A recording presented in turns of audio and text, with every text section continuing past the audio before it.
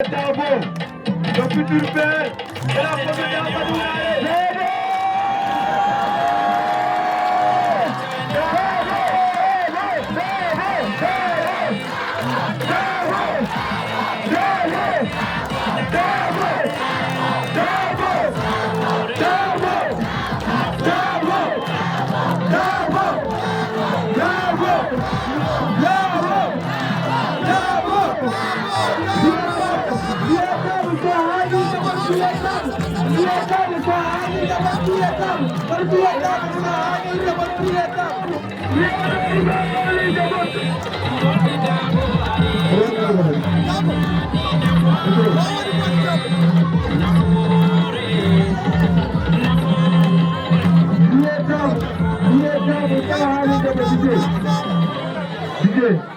Voilà,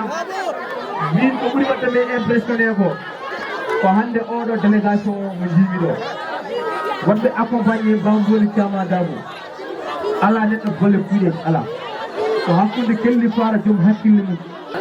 monsieur le futur maire de la commune de Amadou Mbondy cama Dabo wi assalamu aleykum wa rahmatullahi taala wa barakatuh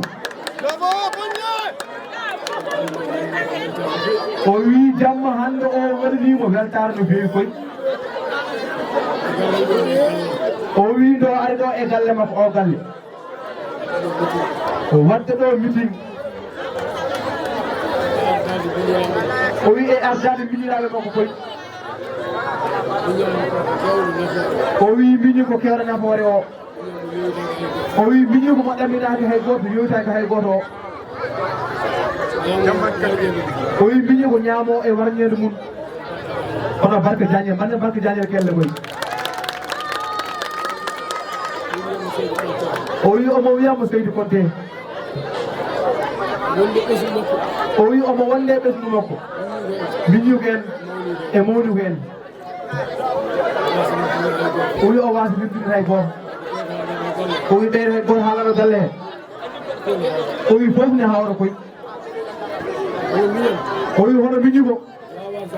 o wawa haalde inde on hono Sané Konté manne Sané Konté kelle dow o wi ko miñi ngati jaadiri miñi fof ko miñi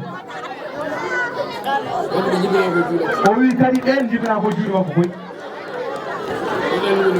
o wi omo anndimi no feewi o wi no ɓe nganndirmo ni ko gonga piigi o wi haɓe nganndimo o wi noon hannde o yiɗa juutnaade hene ko beltiɗo o wi leegal Haayre e gore o wi kañum e gore o wi sa yi o renndiri ñalame maɓɓe o te kamɓe jiidu yumma e jiidi baaba o wi hay goto wawa sendude gore hay goto wawa sendude to Haayre o wi ko ɗum andimo wadde ñalawma hannde o gara goto mi yeewa koy o wi par ce que hunare naaɓe kolli kam yidde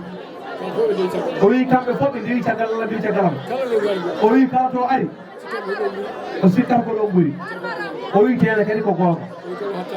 o wi kono hattaka marde o wi alarba janggo so Allah jaaɓi mo natɗo Hammadou Hunare o wi o fofto alkamis o wi aljuma mbaɗe meeting o wi taw ko meeting molnaɗo moole koy o wi ko kanko garowo o wi kañum deforo ɗum o wi ɗum noon o wi ko ɗum adda tan wadde meeting aljuma o wi kono sona ɗum o yiɗa o wi pour ñalande men janggo leegal maɓuɓe o wi ala eɗen pofto o wi eɗen mbaɗa porte à porte koy o wi paten garowo o wi so ari ndenden makko mbadden ko mbiruɗen ko o wi ko ɗum addaten janggo foftata koy o wi ɓaawo janggo so Allah jaaɓi o wi mbaɗe kadi porte à porte o wi omo ñaagui en enen sukaɓe nafoore ɓe e rewɓe nafoore ɓe o wi naare e nder galleji he o wi wotoɓe ko ɓuuri hewde hen ene ɗo de kono kadi nder galleji haɓe kewi toon o wi kadi ɓe ganda bulletin men o ɓe ganda no wotirte o wi kollomɓe oɗo jawe hay goto o wi hay galle maire ɗo maire sortant o hay galle Amadou Samba Kane naate toon o wi kollomɓe hikka hay maire galle maɓɓe ko kanko men goran sola jadi hikka hay maire won hay maire ma woode maɓɓe woranɓe modi Thiaba Dabo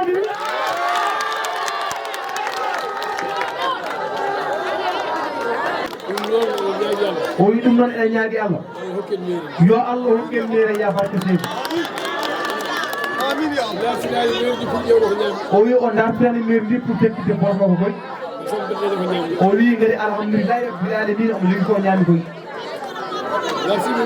o wi o dartiri mairie ndi ko ittude gondi men enen woyoɓe koy o wi fiireɓe ɓe mbaɗa fiide maɓe natta o wi galleji ketteɗi mbaɗe kecciɗi mbaɗe natta o wi gese rewɓe ketteɗe mbaɗe natta o wi so tawi jeeyi men taw ko jeeyima o wi hayso tawi neɗɗo ne heɓa taw koye welede ma taw koye kaldigal o wi ko ɗum o yiɗiri heɓde mairie ndi o wi so wonano ɗum o wi kanko omo jogui ko ñaami koy omo jogui postoji makko omo jogui alatere makko o wi omo daña ko ñaami o wi kono so tawi ko an tan wuuri a acci bandene ɓeene maaya walla ko an tan heeɓi belemma a acci bandene ɓeene torka fama a timmani o wi wono timmere o wi ko ballodira e banden koy so tawi ene ngoya guitta gondi mabɓe o wi ɗo noon e oɗo galle fonde naata o wi nde ɓe mbimo ko ɗo mbatten meeting o o wiɓe hay yomi malama ko soyntono so sami foti ko maɓɓede